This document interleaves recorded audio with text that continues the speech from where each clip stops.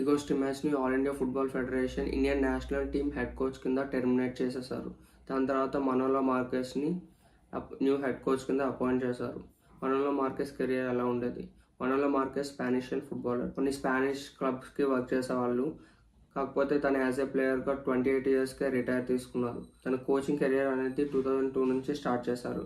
స్టార్టింగ్లో కొన్ని Spanish క్లబ్స్కి head కోచ్గా ఉండేవాళ్ళు. దాని తర్వాత కొంచెం చెప్పుకోదగింది ఏదైనా ఉందంటే లాల్ పాస్మా బీ టీమ్కి హెడ్ కోచ్గా ఉన్నప్పుడు అక్కడ మంచి ప్రోగ్రెషన్ ఉండడం వల్ల లాల్ పాస్మా ఏ టీమ్కి హెడ్ కోచ్గా ప్రమోట్ చేశారు. అక్కడ ఒక 6 గేమ్స్ ఆడిన తర్వాత తను ప్లేయర్స్ నుంచి బెస్ట్ని రాబట్టలేకపోతున్నానని రిజైన్ చేసేసారు. దాని తర్వాత ఇండియాలోని తన కోచింగ్ కెరీర్ అనేది 2020లో స్టార్ట్ అయింది. 2020లో ఐఎస్ఎల్ క్లబ్ అయిన హైదరాబాద్ ఎఫ్సీకి హెడ్ కోచ్ కింద అపాయింట్ అయ్యారు. 2020 ఐఎస్ఎల్ క్లబ్లో హైదరాబాద్ ఎఫ్సీ బాటమ్ లెవెల్లో ఉన్నది 5th పొజిషన్ వరకు వచ్చేలా చేశారు. దాని నెక్స్ట్ సీజన్ ఐఎస్ఎల్లోని హైదరాబాద్ ఎఫ్సీని ఐఎస్ఎల్ టైటిల్ విన్నర్గా అయ్యేలా చేశారు.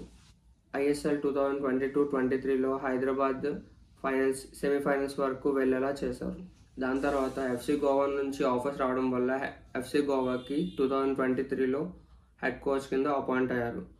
ఐఎస్ఎల్ 2023-24లో గోవాని 3rd పొజిషన్ వరకు వెళ్ళేలా చేశారు.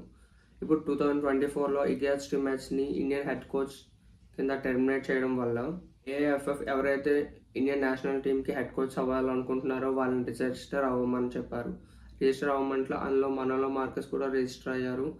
ఏఎఫ్ఎఫ్ మనోలో మార్కెస్ని న్యూ ఇండియన్ హెడ్ కోచ్ కింద అపాయింట్ చేశారు. ఇక్కడ ప్రాబ్లం ఏంటంటే మనోలో మార్కెస్ ఎఫ్సీ గోవాతో 2 years కాంట్రాక్ట్ తీసుకున్నారు. అందులో ఓన్లీ 1 year కంప్లీట్ అయ్యింది.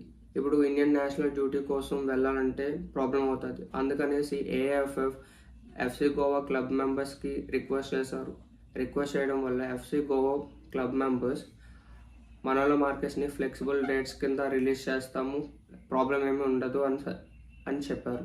ఎఫ్సీ గోవాతో కాంట్రాక్ట్ 2025 జూన్తో కంప్లీట్ అయిపోతుంది. అప్పటి నుంచి ఓన్లీ నేషనల్ డ్యూటీ మాత్రమే మనోలో మార్కెస్ చేస్తారు. దాని తర్వాత ఈ Indian national team head coach కింద ఎంతవరకు కాంట్రాక్ట్ తీసుకున్నారంటే ఆ కాంట్రాక్ట్ అనేది ఇండియా అనేది ఏషియన్ కప్కి క్వాలిఫై అయిందంటే తన కాంట్రాక్ట్ అనేది మళ్ళీ రెన్యూ అవుతుంది.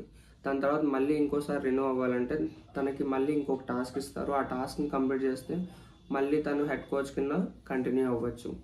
మనోలో మార్కెస్ యంగ్ ప్లేయర్స్ నుంచి మంచి పర్ఫార్మెన్స్ని రాబట్టగలరు. అలానే తను ఆల్రెడీ చాలా నేషనల్ టీమ్ ప్లేయర్స్ని ప్రొడ్యూస్ చేశారు.